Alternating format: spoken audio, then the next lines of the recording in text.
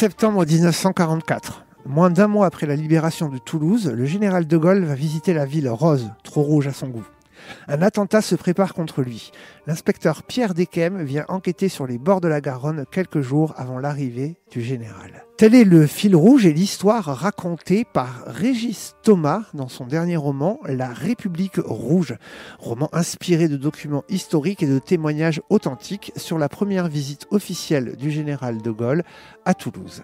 Régis Thomas était invité à la librairie Ombre Blanche le 3 octobre 2025 pour une rencontre donc autour de cet ouvrage, La République rouge, paru aux éditions Kern. Bonne écoute.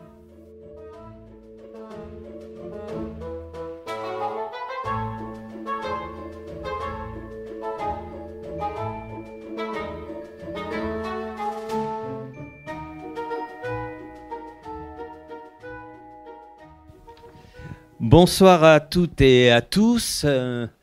On est ravis, Hélène me le disait, de recevoir... Oui, c'est tout à fait sincère. Hélène me disait à quel point elle était contente de recevoir Régis Thomas pour son tout dernier livre, tout dernier roman, La République rouge.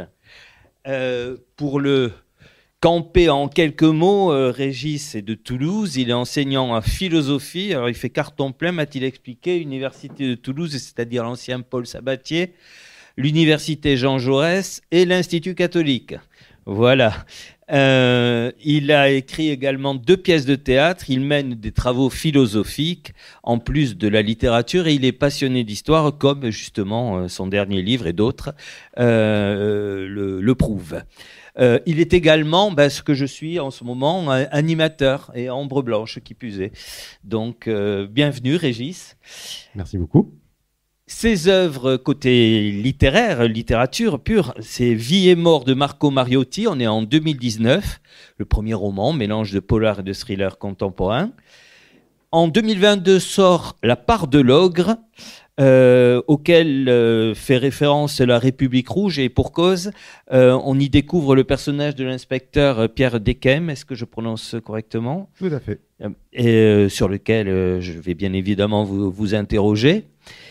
Et donc, après La part de l'ogre, sort cette année, le 3e, toujours dans le genre du polar historique, La République rouge. Alors, bien évidemment, nous sommes là pour parler de ce livre essentiellement, mais comme je suis curieux, il y a je viens de dresser le portrait d'un philosophe qui fait du polar historique. Qu'est-ce qui explique cette bascule ? Parce qu'on aurait pu s'attendre à ce que vous publiiez des essais philosophiques. Or, c'est du côté de la littérature. Est-ce que ça veut dire que la littérature a apporté quelque chose que ne peut apporter la philosophie ? Ou est-ce que c'est une autre manière de faire de la philosophie ? J'ai 4 heures. Allez-y maintenant, c'est à vous. Alors, disons que dans mon approche de la littérature, je sépare de mon travail philosophique proprement dit. Le point commun en fait entre les deux, c'est ce goût, si j'ose dire, de l'énigme, du problème, oui. et de ce travail finalement de cheminement vers une résolution qui est commun aux 2 travaux. Voilà. Et par contre, ça s'exprime bien entendu différemment. Disons que dans mes polars, il y a un peu plus de morts. Voilà. Oui. Mais vous êtes venu au polar par la lecture ? Oui, par la lecture, oui. C'est-à-dire qu'à côté de Spinoza, vous lisiez Simenon, par exemple ? C'est tout à fait compatible. Ah oui, je n'ai pas dit le contraire, mais c'est une vraie question. Oui, mais c'est tout à fait, non seulement tout à fait compatible, mais ça fait partie aussi du plaisir de la lecture en général, de pouvoir comme ceci diversifier les genres et aussi diversifier j'allais presque dire les petites musiques de chaque genre, ouais. Parce que ce soit quand on le lit, quand on l'écrit, c'est pas la même musique dans les phrases, c'est pas la même façon d'aborder la précision du terme. Il y a bien sûr des questions de construction, mais on n'est pas face aux mêmes problématiques. Voilà, c'est un peu comme être chanteur d'opéra et puis chanter des chansons italiennes. Enfin, c'est faire Roberto Alagna, quoi, en fait. Hein, voilà. Et quand vous avez franchi le cap, c'est-à-dire que vous êtes mis, à côté de vos articles, vos publications philosophiques, à basculer dans le roman. Quel ressenti aviez-vous? Est-ce que c'était une espèce d'appréhension, ou au contraire l'idée que ce serait facile après ces galops, enfin c'est pas des galops c'est la philosophie, mais après le domaine de la philosophie, dans quel état d'esprit étiez-vous? Disons que je pense que quand on écrit, on est partagé entre deux états d'esprit un peu contradictoires. Il y a à la fois quand même une certaine forme de grande ambition de pouvoir écrire quelque chose d'intéressant et de neuf.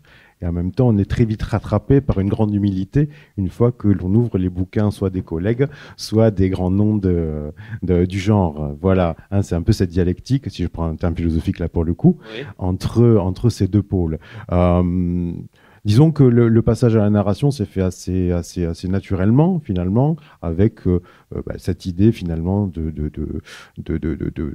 mettre sur papier une histoire qui me venait assez spontanément, quoi. Voilà. Finalement, je ne me suis pas posé énormément de questions. Pour une fois, pour un philosophe, c'est bizarre, mais bon, voilà.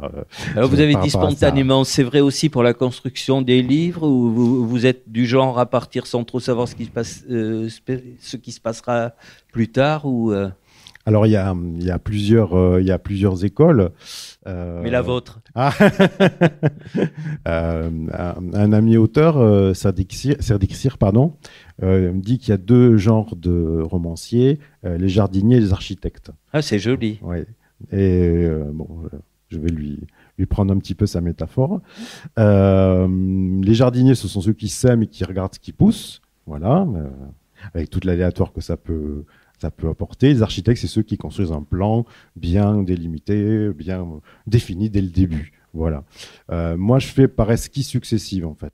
Vous êtes à la fois, vous êtes un architecte jardinier ou un jardinier architecte. Voilà, c'est ça. J'aurais fait exploser Parcoursup.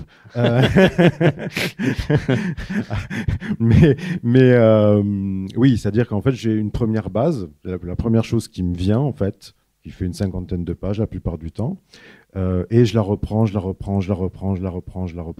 5 ou 6 fois, jusqu'à ce que ça grossisse. Et après, c'est tout. Mais c'est narratif, là. Oui. C'est pas des idées posées sur le papier. Ah non, c'est une histoire. C'est une histoire avec les surprises qui émergent quand on écrit la narration. C'est-à-dire que vous avez des personnages totalement secondaires, voire tertiaires, qui tout d'un coup deviennent importants. Voilà. D'autres des scènes qui vous paraissent absolument formidables quand vous les écrivez et fondamentales que vous allez enlever par la suite. Voilà, c'est une aventure en fait. Voilà. Et la dernière étape, c'est justement l'étape, si je veux dire, de montage, un peu comme on monte un film finalement, parce que c'est quand même un polar, hein, donc il faut un rythme. On va en parler, n'ayez pas peur. J'ai pas peur du tout. Il faut un rythme, et donc il faut que la structure soit extrêmement bien réalisée pour que la tension reste tout au long du récit. Et de la tension, il y en a. Ce livre est publié dans la collection du Noir au Sud de Kern, des éditions Kern. Et si vous le voulez bien, pour ce qu'on appelle le pitch, c'est-à-dire pour lancer l'histoire, parce que dans les polars, il ne s'agit pas de révéler trop de choses, on pourrait partir de la couverture tout simplement. Oui. Je vous laisse la commenter. Alors, c'est une photo Bon, je pense que tout le monde, même de loin, aura reconnu un certain général français. Oui. Voilà. Charlie. Oui, voilà. Alors, je ne pense pas qu'il eût aimé ce genre de familiarité. Non. Mais voilà. On ne va pas dire je suis Charlie. Mais c'est une photo qui a été prise devant la mairie de Toulouse. Voilà, hein, le 16 septembre 1944, et il se trouve que l'action se passe la semaine. Hein, on part du 11 septembre 1944, et donc ça se finit le dimanche. Voilà, donc on a eu la chance d'avoir l'autorisation d'avoir cette photo. De Dieu Z. De Dieu Z, c'est une photo de Dieu Z, une photo volée, parce qu'en principe, il n'aurait pas dû la prendre, puisque, alors c'est ce que je raconte aussi au début du roman, le protocole autour de l'arrivée de Gaulle était quand même extrêmement strict, et les appareils photo étaient interdits dans les 20 mètres autour du cortège. Donc Dieu Z a dû vraiment feinter pour pouvoir prendre la photo. Et, qui est pourtant très réussie. Voilà, elle est sur le vif, elle est assez formidable. Ouais. Voilà. Ouais. Et qu'est-ce qui se cache derrière la venue de Gaulle à Toulouse? Rappelez-nous. Alors, donc on est... D'abord historiquement, puis ensuite on abordera... Bien sûr. Alors, De Gaulle, dans ce mois de septembre, entame une tournée de 4 villes françaises qui, selon lui, sont trop proches du Parti communiste. Voilà. Donc, en fait, il fait une tournée pour réaffirmer, c'est son intention, l'autorité du gouvernement provisoire. Et de fait, et c'est le cas à Toulouse, il a une attitude avec les personnes qui l'accueillent extrêmement martiale, pour être poli. Voilà. Voilà, extrêmement martial. Donc, ça s'inscrit dans ce contexte-là. Et la plupart des faits que je relate sur cette semaine sont vrais. Simplement, je les ai fait interagir avec mon intrigue. Oui, d'ailleurs, c'est un des plaisirs du lecteur. Et parfois un peu frustré, on se demande ce qui est vrai, ce qui est faux. Oui. Et notamment, il y a une journée qui est absolument échevelée, enfin un moment. Et j'ai lu, alors je ne veux pas trop en dire encore une fois que ce qui paraît stupéfiant, ça fait aussi partie de la réalité. Tout à fait, tout à fait. Tout à fait. C'est-à-dire, c'est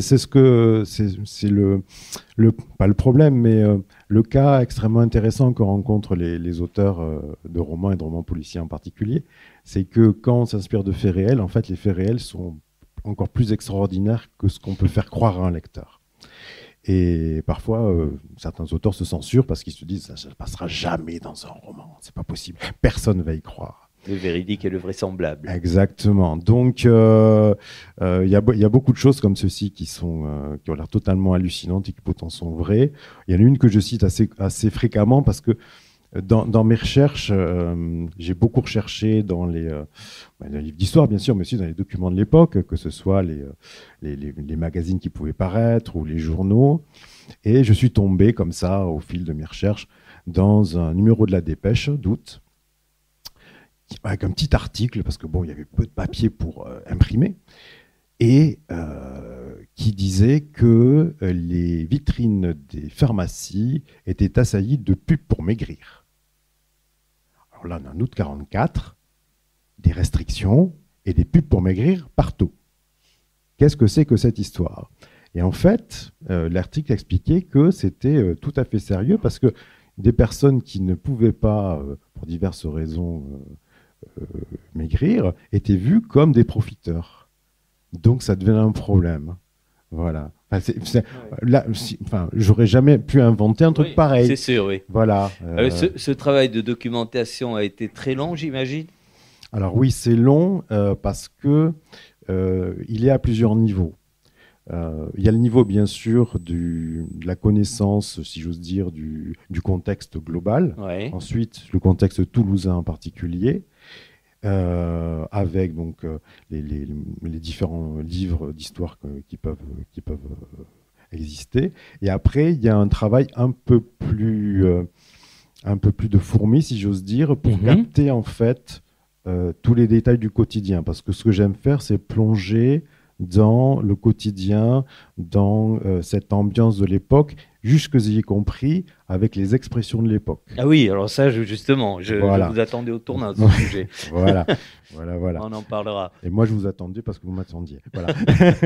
Bon, donc, et là, ça demande d'être attentif en fait à la façon dont, dans les romans de cette époque-là, on pouvait employer des tournures qui nous semblent un petit peu désuètes. Les films, Le Corbeau, de Clouseau, voilà, un film formidable.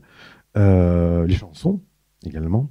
J'évoque pas mal les chansons de l'époque aussi, parce que c'est important. La radio est un média extrêmement important à l'époque. Et tout ça fait que, en fait, on donne vraiment cet effet de réel par rapport à cette époque-là, parce que on s'immerge par des petites choses. Le vocabulaire aussi. C'est-à-dire, par exemple, pour dire, on ne dit plus une pépé. Une pépé pour dire une jolie fille. À l'heure actuelle, si je dis une PPA à mes enfants, ils vont dire mais de quoi ils parlent? Ou rupin pour dire riche, ou effectivement, vous utilisez tous ces termes-là. Et on visite le Toulouse de l'époque où, je donne des exemples, mais les bains-douches de la place du Puy fonctionnaient encore. On est avec quelle mer? Badiou, c'est ça? Badiou, oui. Ouais, C'est Badiou. ça, oui. Et donc, c'est un vrai bonheur de découvrir ça. Et on sait, là, j'avais interviewé des auteurs qui me disaient que parfois ils se faisaient piéger par la recherche de documentation et c'était presque difficile de savoir à partir de quand il fallait dire bon, allez, on arrête de chercher et on se met à écrire. Vous avez eu ce problème-là ou pas? Non, pas tellement, dans le sens où je constitue quand même une grosse documentation et je sais pertinemment que je ne vais pas tout utiliser parce que le but, c'est pas faire un livre d'histoire ou un recueil d'anecdotes ou ce genre de choses, hein, c'est pas le but. Il faut choisir vraiment les éléments les plus pertinents et qui vont interpeller le lecteur. Parce que ce que j'aime bien, c'est que effectivement on est à Toulouse, mais on n'est pas, pour nous, on n'est pas tout à fait à Toulouse en fait, parce qu'il y a tellement de choses qui changent, tellement de lieux qui nous sont familiers, qui n'ont pas du tout la même géographie. Là, il y a une scène qui se passe à Ampalo qui est dévasté par les bombes. Enfin, c'est très très différent de ce qu'on connaît, quoi. Mais c'est un plaisir aussi de prendre le contre-pied. Et ce qui doit être un plaisir pour le philosophe que vous êtes, c'est de mettre en scène un petit Jean Kelevitch au détour d'une page. Ah oui, mais il n'y a pas que Jean Kelevitch, il y a aussi Jean-Pierre Vernant. Oui, c'est vrai, tout à fait. Il y a aussi Jean-Pierre Vernant que j'ai mis en scène dans La part de l'ogre et dans La République rouge.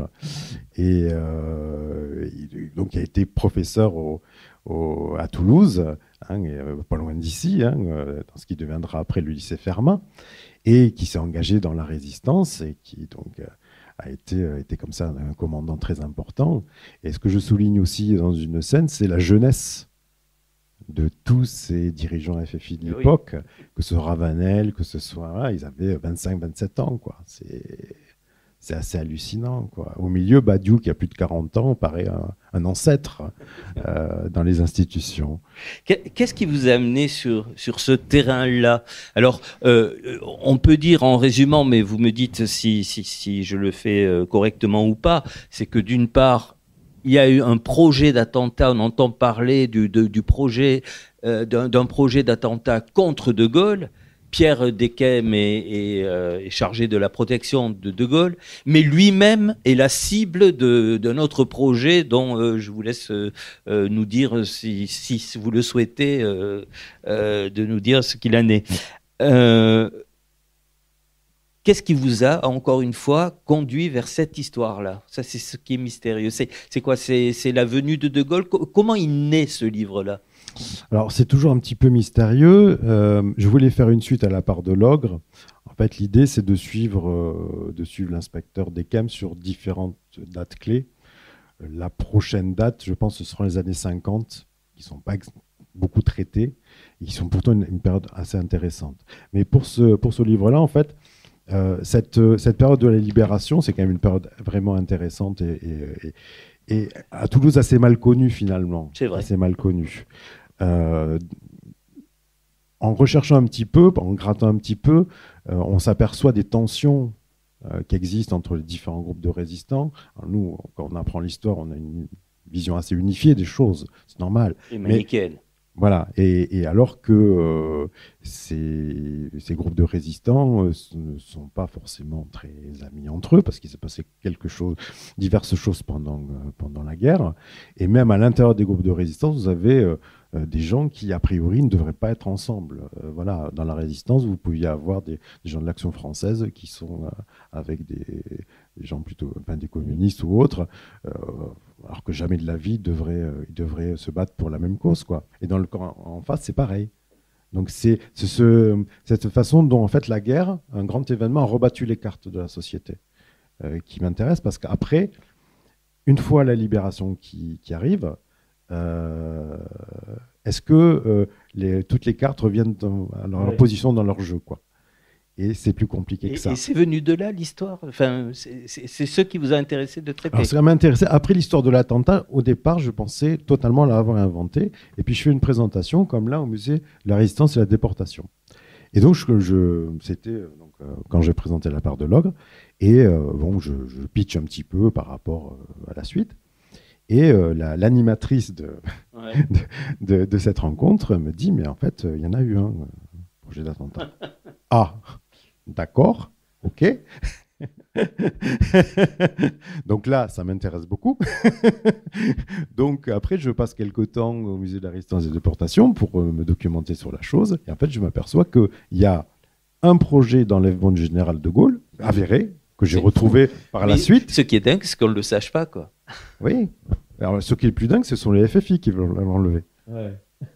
Ce sont les FFI qui veulent l'enlever. Et ça a été rapporté de multiples fois. Ils voulaient l'emmener en forêt de Bouconne. Ouais. Alors, sachant que la forêt de Bouconne, à l'époque, c'était pas pour faire de la randonnée le dimanche. Voilà. Ouais. Et d'après les divers témoignages que j'ai pu collecter, il y avait vraiment une voiture qui tournait avec un certain Cambron au volant et il était prêt. Ouais, c'est fou, ça. Et la scène où le commissaire de la République dissuade les autres et surtout va parler à De Gaulle pour désamorcer la situation est véridique. Ah oui? Oui. Vous devriez mettre les astérisques vrai. Ah oui, comme chez les boulangers, fait maison, fait voilà. Voilà. Mais c'est pour ça, voilà, tout ce qui a l'air totalement délirant, finalement, ou totalement imaginé, est véridique. C'est ça qui est assez phénoménal, quoi. Et plus on va dans l'archive, en fait, et plus on voit des choses qui dépassent l'imagination. C'est ça qui est génial. Bon, il est temps de parler de Pierre Descaymes. Alors, avant de parler de sa personnalité, moi, je voudrais vous interroger sur les noms. J'aime beaucoup les noms des personnages, en fait. J'imagine qu'ils ne sont pas le fruit du hasard. Il y a Volodine, Alyosha Volodine, il y a Crémieux, il y a Pierre Descaymes avec son épouse Irène, etc. Alors, je me suis dit, est-ce que ce sont des messages qui nous envoient est-ce que c'est purement esthétique? Dites-nous. Alors, vous me prêtez beaucoup d'intention, là, pour le coup. Oui, bien sûr. Mais vous savez que, vous écrivez aussi, que baptiser des personnages, c'est toujours compliqué. Oui, tout à fait. Des fois, on a un nom qui vient tout de suite, et puis des fois, on en change. Voilà. Le tout, c'est de se souvenir qu'on a changé le nom du personnage en cours de route. Voilà.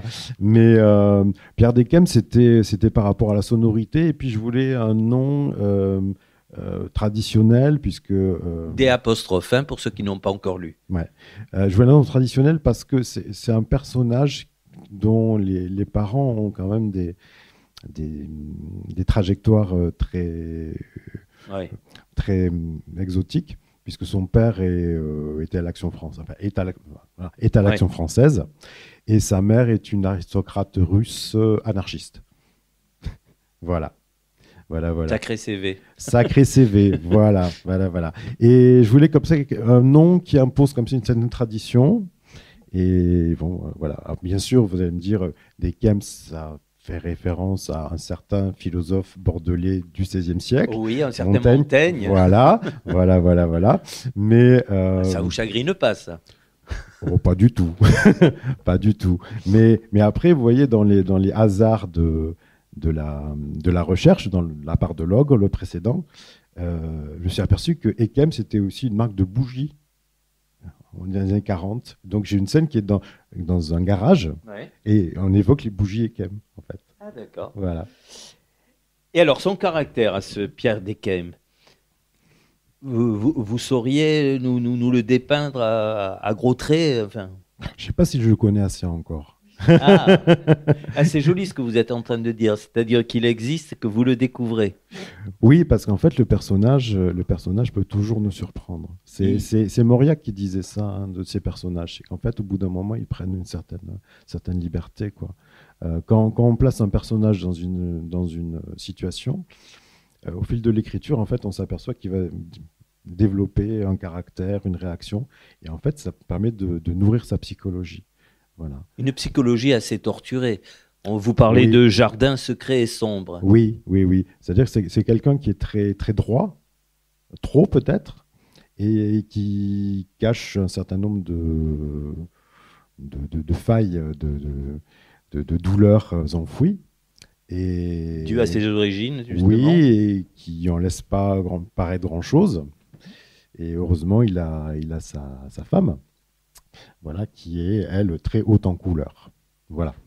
Ça, je vous laisse découvrir, vous verrez. Oui, Les bien personnages sûr. féminins sont toujours très, très travaillés et très, très, très actifs. Voilà. Hein, c'est pas la douce damoiselle qui attend son prince charmant. Non, pas du voilà. tout, non. Non, non, du tout. Et, juste physiquement, si Pierre Desquesmes entrait dans la pièce, là, vous le reconnaîtriez?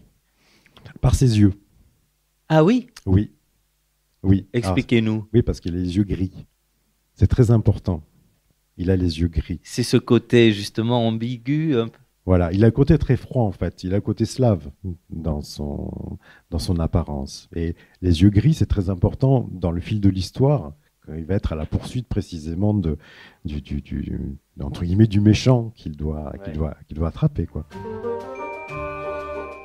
Rencontre avec Régis Thomas à la librairie Ombre Blanche le 3 octobre 2025 autour de la République rouge, paru aux éditions Kern.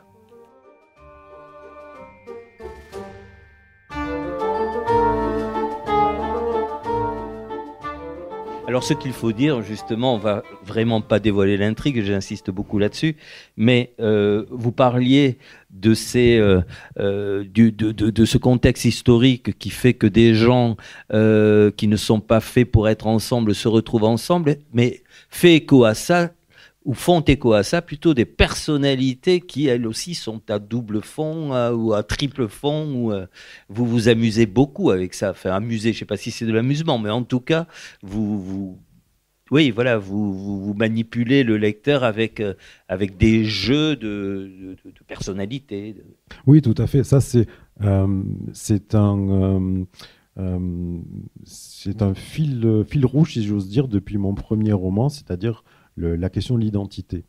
Alors, pour le coup, c'est une question philosophique. Ouais. Voilà, j'allais dire, c'est le philosophe qui nous parle. Là. Voilà, ça me rattrape, malgré moi. Justement, cette période-là, que ce soit celle de la guerre ou celle de la libération, c'est toujours cette question de l'identité qui compte, quoi. Avec ces identités, toujours la question de où situer la personne dans cette nouvelle société qui émerge. Sachant qu'il y en a qui ont beaucoup collaboré, qui vont passer entre les mailles du filet, d'autres qui vont subir des représailles qui ne sont pas méritées. Enfin voilà, c'est ça qui est intéressant en fait. C'est jouer, comme vous dites très bien, sur ces double jeux, triple jeux, parce que pour un polar, c'est un terrain de jeu précisément absolument formidable. Oui. Des personnages au visage multiples. Et puis d'ailleurs, le méchant, pour le qualifier comme vous l'avez qualifié, il est diablement séduisant aussi. Oui. Bah, il faut toujours un bon méchant. Ça, c'est la règle.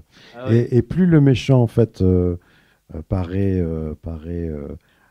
presque sympathique, mieux c'est, quoi. Parce qu'on va s'attacher à lui, on va se dire, bon, il va pas se faire prendre quand même. Voilà, mais oui, j'ai pris beaucoup de plaisir à l'écrire. Beaucoup de plaisir. Vous avez parlé de règles. Est-ce que, comme certains auteurs de polar, vous avez étudié le polar? C'est-à-dire décortiquer, soit, alors il y en a qui vont encore plus loin en prenant des cours d'écriture créative, mais d'autres se bornent, et c'est déjà pas mal, à décortiquer la manière dont on maintient le lecteur en haleine, ou on crée un méchant. Vous avez pratiqué cette analyse avant ou alors c'était inné, c'était... Alors, inné, non, mais je pense que c'est pareil pour un musicien ou autre. Au bout d'un moment, en fait, on analyse les bouquins des collègues sans le vouloir. Sans le vouloir. Voilà. Hein, on repère leur twist, on repère la façon dont ils écrivent les choses, ce genre de choses. Voilà. On perd de l'innocence, du coup. Oui, tant que lecteur, je veux dire. Oui, oui, sans doute en tant que lecteur, mais en fait, c'est une seconde nature au bout d'un moment.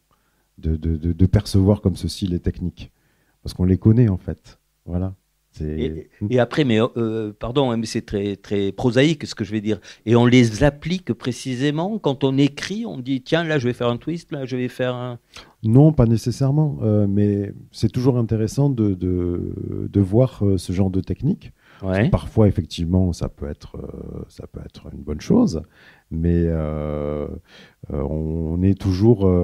Je pense que quand on écrit, on n'a jamais fini finalement d'apprendre. Hein. Moi, je connais beaucoup d'auteurs de polar qui sont toujours, quand ils recommencent un livre, ils sont comme la première fois. Ils disent, mais comment je vais refaire ce truc, quoi. Et vous vous sentez plus à l'aise dans le troisième que dans le premier, ou c'est ce que vous dites, vous, chaque fois, c'est une nouvelle aventure? C'est une nouvelle aventure, sachant que entre deux romans, je peux expérimenter d'autres formes d'écriture pour essayer des choses. Ah voilà. Oui. Oui. Par exemple, expliquez-moi. Par exemple, par rapport à l'essai ou par rapport à des écrits qui sont un peu plus lyriques. Hein, j'avais fait comme ça un texte sur un personnage qu'on trouve dans La République Rouge. Vous voyez, comme je ne perds pas le fil de la promotion. On est là pour ça. Dans le roman, il s'appelle Pierre d'Héricourt. Et en fait, c'est Pierre Loutrel, autrement appelé Pierrot le Fou.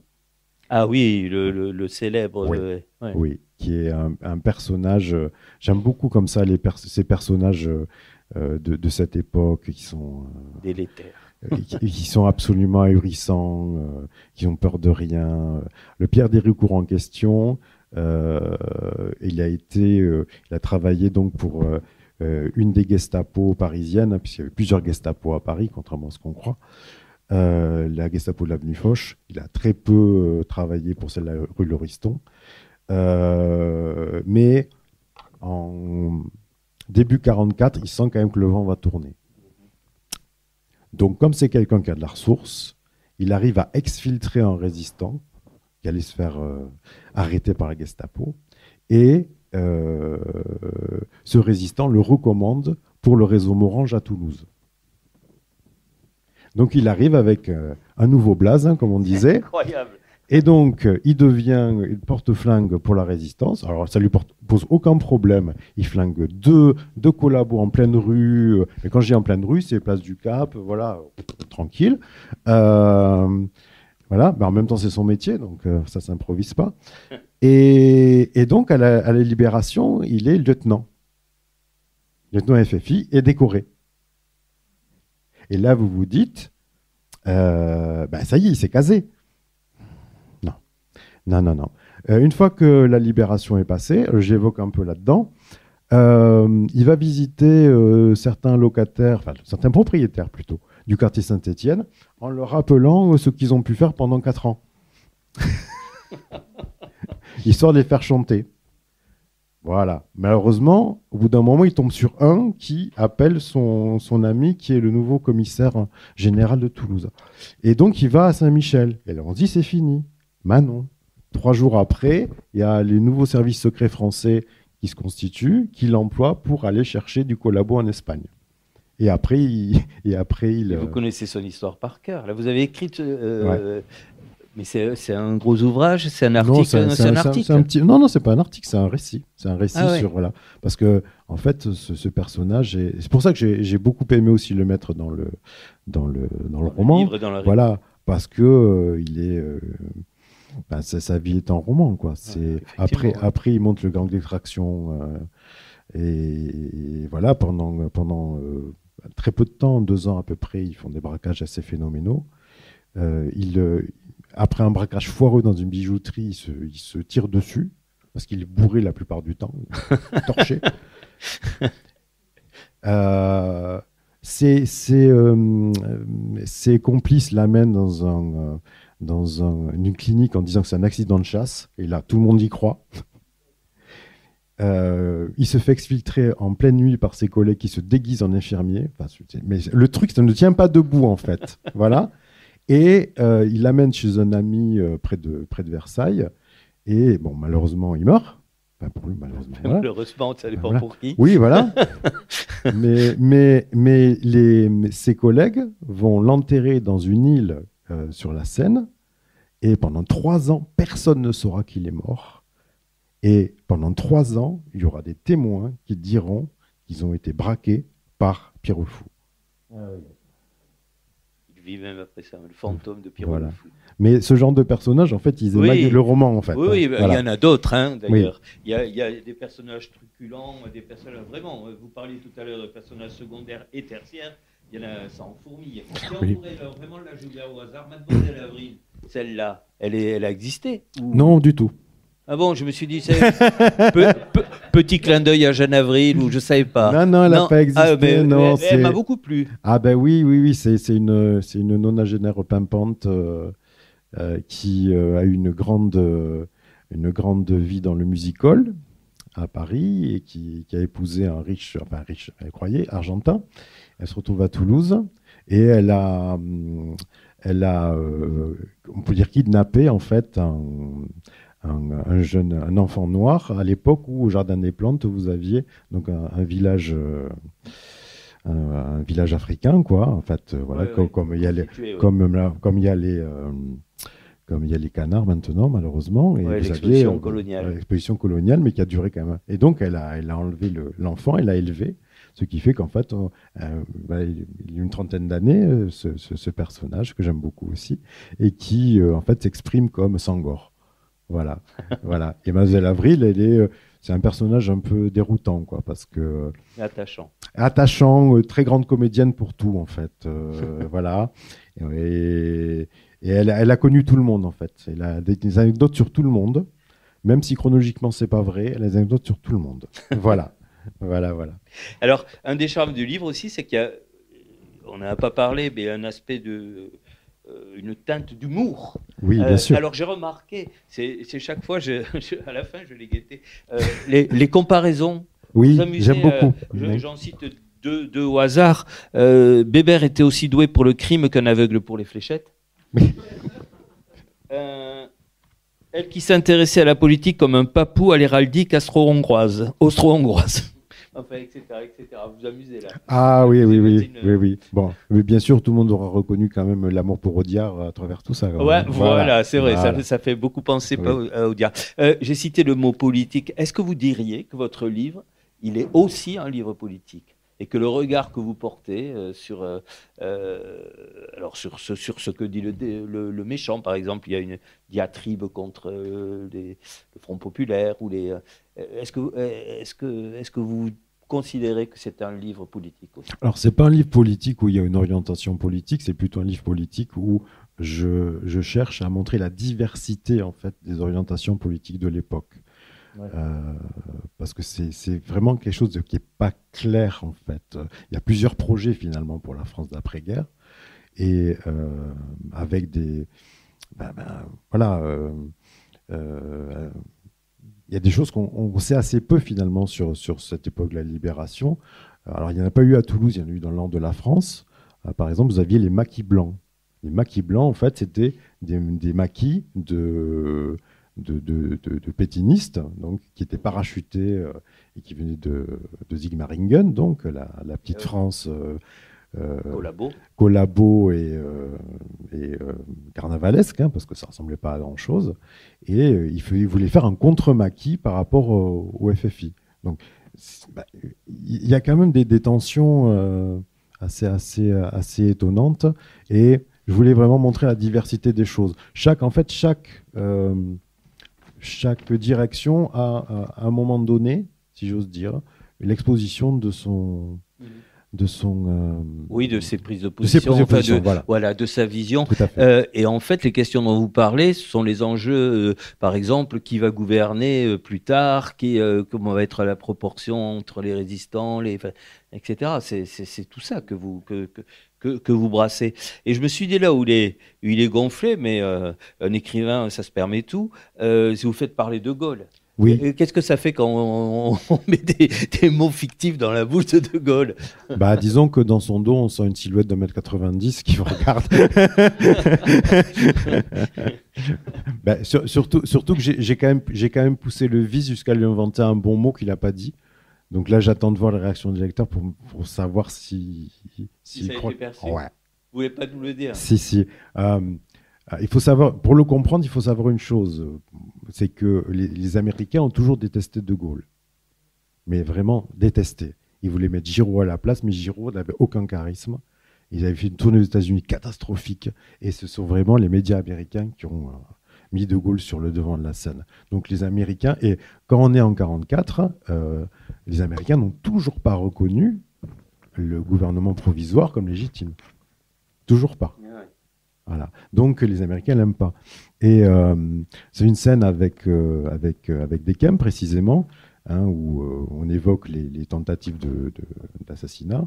Et je fais dire à De Gaulle, qui a échappé à pas mal de choses, vous voyez mon cher, la mort doit être américaine, elle ne veut pas de moi. Ah oui, c'est vrai. Ça pourrait être de lui. Ah oui, c'est vrai que ça pourrait être de lui, effectivement. Voilà. À propos de scènes, il y a aussi des scènes d'action. Et je me suis dit, ça ne doit pas être évident à écrire ça. J'avais lu, c'était Houellebecq qui racontait que les choses les plus dans la littérature, les scènes de sexe étaient très difficiles à écrire. C'est en tout cas je lui laisse la responsabilité de ses propos. Mais les scènes d'action, ça ne doit pas être coton non plus. C'est pas simple, effectivement, parce qu'il faut rendre un rythme. C'est une espèce de, il y a un mano à mano. Voilà, à un moment, il y a vraiment un grand pugilat sur le toit de la préfecture. Voilà. Et... quand le film si un producteur nous écoute dans le podcast, voilà. Mais non, les scènes d'action, c'est toujours très compliqué, en fait, vraiment pour cette question de rythme, quoi. Alors bien sûr, il y a des techniques, hein, utiliser des verbes d'action, faire des phrases courtes, ce genre de choses. Mais non, c'est pas les scènes les plus simples à écrire. Je suis tout à fait d'accord. Vous les lisez à haute voix, vos phrases d'action ou pas? Les phrases d'action, non. Les dialogues, oui. Dialogues, oui. Pour la même raison, pour que ça sonne juste. Enfin, oui. Il faut que les dialogues soient extrêmement bien soignés pour moi. Parce que c'est à la fois un moment, surtout que j'utilise quand même pas mal l'humour, donc il faut que ça marche. Ouais. Et puis les dialogues sont vraiment, ils sont pas juste factuels. En fait, ils font avancer aussi l'histoire, donc il faut qu'ils soient particulièrement soignés. On s'est concerté tout à l'heure. On ne va pas lire d'extrait, mais vous êtes quitte pour le lire vous-même. À haute voix ou pas d'ailleurs. Donc, on a évoqué ça, mais peut-être pas assez. Sur justement ce qui repose sur vos recherches, le quotidien de la population à cette époque-là, avec des codes sur les couleurs, enfin sur le tricolore en l'occurrence, les difficultés alimentaires, les usages. Vous pouvez nous dire quelques mots là-dessus, parce qu'effectivement, ça sert de toile de fond.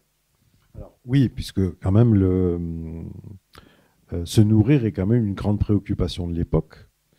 Avec les tickets de rationnement, bien évidemment, que tout le monde connaît, mais aussi tous les systèmes parallèles, les gens qui rentrent, alors je l'évoque à un moment, le dimanche, on voit dans les tramways, puis il y avait beaucoup de tramways à Toulouse à l'époque, hein, des gens avec des manteaux très remplis, qui venaient de la campagne, et qui pouvaient comme ceci négocier des choses qui n'étaient pas possibles en ville.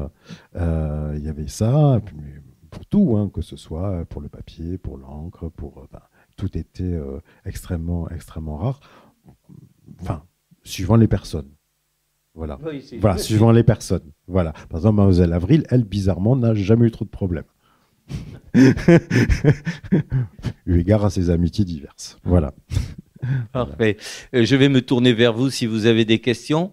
Je me permets d'insister sur le fait que un des grands intérêts de ce livre, c'est justement ce double élan. C'est-à-dire, vous auriez pu, après tout, vous contenter de faire ce Pierre Desquesmes qui est soumis à une éventuelle menace autour de De Gaulle. Et puis, mais en fait, là, il y a un double élan parce que lui-même, je me répète, mais parce que c'est important, il y a aussi son histoire personnelle et elle est gratinée, quoi. N'hésitez pas à poser vos questions,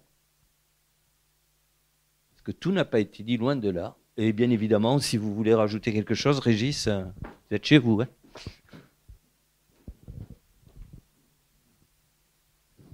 Oui, bonjour Monsieur Thomas. Bonjour Pascal.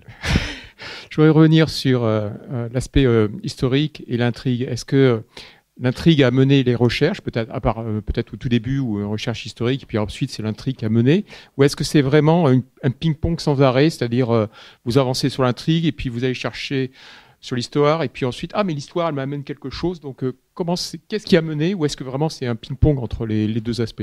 C'est totalement un ping-pong en fait. Il y a une idée de base qui amène sur les recherches et les recherches font évoluer l'intrigue en fait. Pour que ce soit en fait intéressant, il faut que dans un roman historique, la grande histoire soit pleinement intégrée dans la petite histoire et inversement. Il n'y a rien de pire dans un roman historique que en fait l'époque soit interchangeable, qu'on puisse avoir la même intrigue au Moyen-Âge que... Ce serait raté, oui. Oui, ce serait raté, oui. Mais c'est tout le plaisir aussi. C'est arriver à faire correspondre l'intrigue avec les événements. C'est pas facile.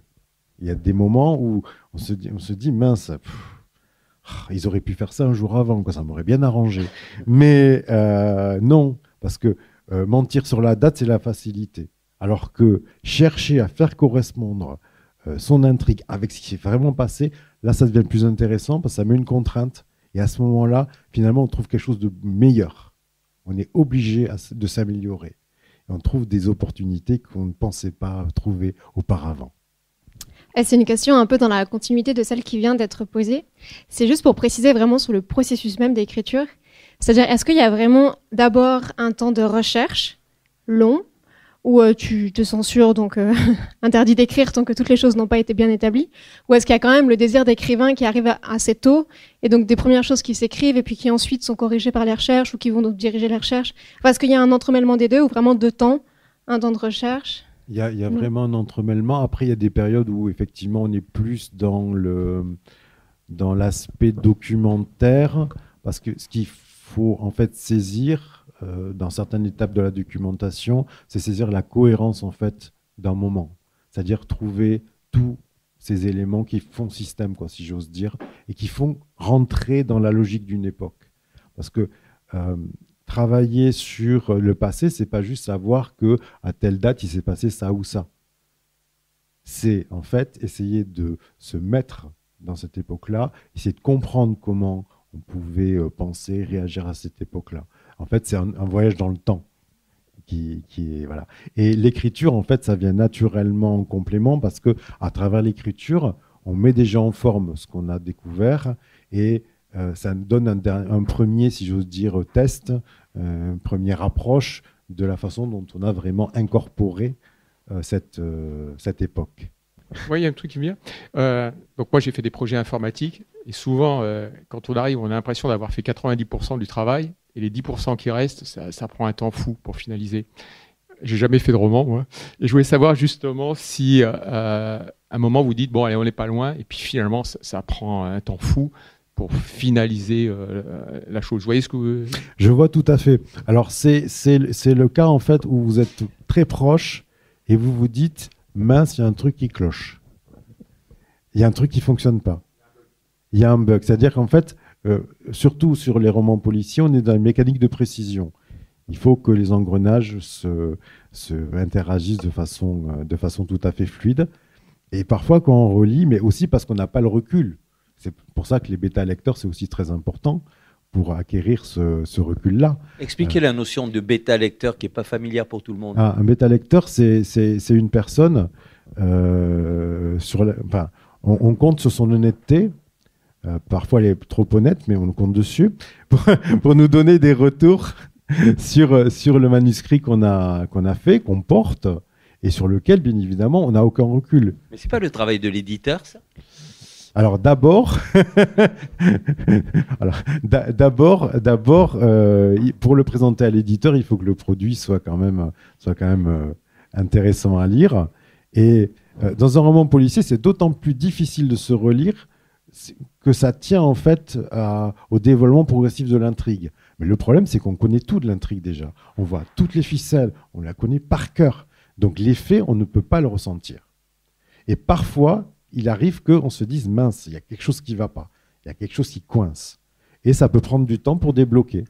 Voilà. Alors on peut le trouver soi-même, ou c'est un bêta-lecteur, une bêta-lectrice, qui peut nous aiguiller. Voilà. Donc effectivement, on peut avoir le même problème qu'en informatique. Voilà. Est-ce que pour un philosophe, finalement, à travers un roman policier, il n'y a pas la tentation de relancer le questionnement sur l'énigme éternelle du mal, d'une certaine manière? Florent, je ne sais pas si tu me dis ça parce que c'est au programme de l'agrégation de lettres modernes, mais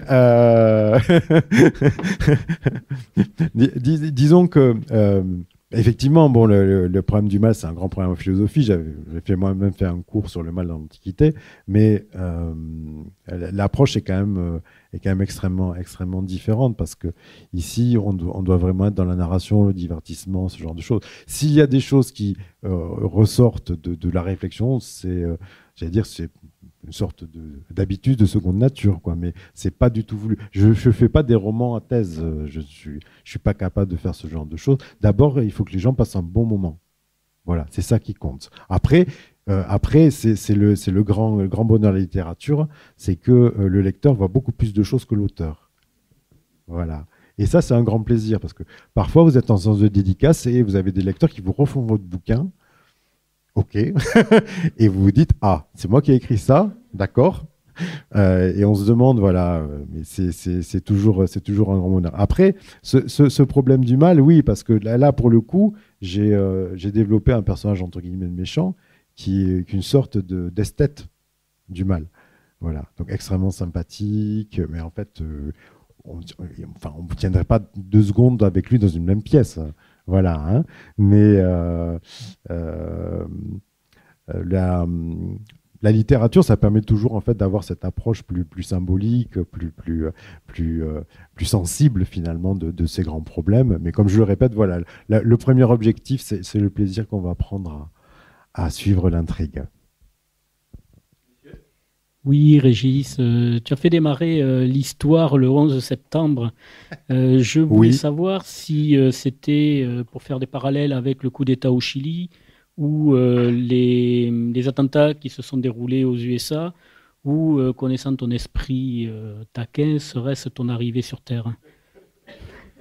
Alors, comme j'ai dit tout à l'heure, les écrivains oscillent entre un ego grand comme un département et beaucoup d'humilité. Donc là, c'est mon côté égo qui a pris le dessus. Non, mais c'est surtout qu'en fait, c'est le hasard. C'est que je voulais faire une action sur une semaine et que pile le lundi, c'était le 11 septembre. Je ne pouvais pas faire autrement. Voilà. Ça, c'est bien goupillé. Voilà. Comme ça, tous mes lecteurs se souviendront de mon anniversaire.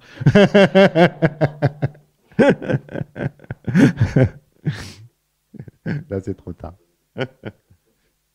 Un rebond sur la question, c'est méta-lecteur, c'est ça? Ou lectrice? Bêta. C'est un B, ok, bêta. Un bêta-lecteur. Je ne connaissais pas l'expression. Et donc, est-ce que tes bêta-lecteurs, lectrices, c'est les meilleurs, ce sont des auteurs-autrices de polar, ou au contraire des gens en qui tu as confiance, mais qui ne sont pas forcément des écrivains, des écrivaines, ou alors d'un autre genre? Alors, il y a des bêta-lectrices dans la salle. Donc, pour l'une, elle n'est pas écrivain, mais elle a une grande sensibilité et connaissance de la littérature. Et pour l'autre, elle est autrice. Voilà, de polar. Voilà. En fait, la première qualité du bêta-lecteur, c'est qu'il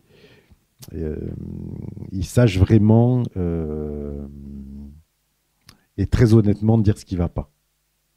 Parce que ça ne sert à rien de dire « ouais, c'est formidable, machin chose, ça, ok. » voilà. Et moi, ce qui m'interroge concernant ces bêta-lecteurs, si je peux me permettre de prolonger la question, c'est d'une part la subjectivité, c'est-à-dire je suppose que s'il y a 10 bêta-lecteurs, il va y avoir 10 avis différents, enfin c'est un risque en tout cas. Et le deuxième risque, est-ce que ce n'est pas écrire sous la dictée de quelqu'un à un moment donné, pas tout bien évidemment. Est-ce que le rôle de l'écrivain, c'est une question philosophique, ce ne serait pas de décrire ce qu'il a en lui et de ne pas s'encombrer de la vie de bêta-lecteur ou de... Alors là, on retombe dans l'ego, voilà. Voilà, et on retombe dans l'ego. Tout à fait. Non, mais il y a vraiment besoin d'avoir un regard extérieur parce que une fois qu'on a écrit le livre, il est destiné au regard extérieur. C'est vrai. Si on fait un livre simplement pour soi, c'est pas la peine de l'éditer. C'est pas la peine. C'est pas la peine. Donc, c'est nécessaire d'avoir un regard extérieur pour déjà être sensible aux réactions possibles, aux compréhensions, aux incohérences aussi, parce que ça existe dans les romans et voilà, même dans les romans publiés, des incohérences qui existent. Et ça fait vraiment partie du travail d'écriture. De toute façon, la plus grande partie du travail d'écriture, finalement, il y a l'écriture, bien sûr, mais ce qui est le plus important et ce qui évolue le plus au fil du temps, c'est la relecture. C'est très important, la relecture. Et on ne peut pas relire tout seul, parce qu'en fait, on ne relit pas réellement les choses. On est trop imprégné. On est trop imprégné, et en fait, notre mémoire se substitue à nos yeux. Et c'est important d'avoir d'emblée des regards extérieurs, parce que des fois, on s'attend des fois à se dire, bah bon, c'est tout pourri ton truc, quoi. Donc voilà. Bon, pour l'instant, ça n'est pas arrivé. Alors que pas forcément. Alors que pas forcément. Et parfois, on peut se dire qu'on a un texte qui n'est pas terrible et qu'en fait, il est génial. Voilà. Je voulais savoir, quand il y a une scène, moi c'est la première fois que j'interroge, je pose des questions, alors j'en ai plein qui viennent. La première fois que vous me posez des questions ? Hein ? Oh non. Non. Ouais, c'est vrai, c'est un peu l'habitude. Mais bon, non, mais je veux dire à un écrivain. Quand il y a une scène, est-ce que vous la visualisez avec plein de détails ? Alors bien sûr, après vous filtrez et puis vous mettez que les éléments. Ou est-ce que finalement, je suis presque fou, dire, vous voyez, il y a un lit, il y a un truc comme ça, il y a une chaise, et puis voilà, ça s'arrête là. Ou est-ce que vous allez très très loin, quasiment comme si vous étiez en train de filmer, vraiment comme si vous étiez en train de réaliser un film, et après vous gardez seulement les éléments. Bon, on ne peut pas tout décrire sur le papier. Voilà, vous voyez la question ? Tout à fait. Alors cet aspect de visualisation, il est très fort en effet quand on écrit, c'est qu'on a, enfin moi en tout cas, je pense que d'autres collègues pourront le confirmer, il y a vraiment cette idée d'avoir le film dans la tête, quoi. Après, sur les petits détails, j'irai pas jusqu'à dire que quand on visualise, on va voir tous les détails de la scène. Néanmoins, on a les détails les plus importants. Et après, justement, dans ce type de travail, ce qui est intéressant, quand on a des scènes un peu particulières, c'est aller trouver les petits détails qui sont typiques de l'époque. Que ce soit un objet, que ce soit des choses, par exemple, pour la toilette, des choses qui, en fait, singularisent la visualisation de la scène, quoi. La rendent plus intéressante. Mais effectivement, au départ, enfin, pour moi, en tout cas, il y a cet aspect visualisation. Oui, tout à fait. Alors, je vais me permettre une toute dernière question. Vous avez fait allusion aux années 50 et on va retrouver Pierre. Et de toute façon, la fin est ouverte quand on termine le livre. Voilà. On peut avoir quelques renseignements à ce sujet ou pas ? Non. Ah non, mais vous savez, par superstition, il y a des auteurs qui refusent de parler de leur projet. Donc, non, en fait, ce que j'aimerais surtout faire, c'est faire vieillir Pierre Desquesmes. Ouais. C'est-à-dire l'amener jusqu'aux années 60, parce qu'il y a vraiment un point bascule dans la société. Et voir le moment où il va être totalement décalé avec la société. Ah oui. Oui, ça va m'intéresser. Parce que ça va bien évidemment impacter sa façon d'interagir avec les suspects, avec les criminels. Enfin, il y a un changement de monde, quoi. Donc c'est ça qui est intéressant. Voilà. Et romanesquement, c'est très intéressant. Bon, mais le rendez-vous est pris. Un grand merci pour votre attention et un grand merci à vous, Régis. Merci à vous. Bien évidemment, les livres sont à votre disposition. Et les dédicaces aussi. Bien entendu.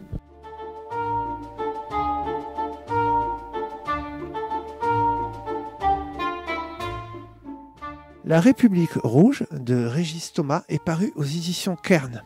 Auparavant, il avait publié chez le même éditeur Vie et mort de Marco Mariotti en 2019 et La part de l'ogre en 2022. Vous venez d'écouter une rencontre enregistrée à la librairie Ombre Blanche le 3 octobre 2025, montée, réalisée et mise en onde par Radio Radio, avec la collaboration de Radio Radio Plus et Radio Terre.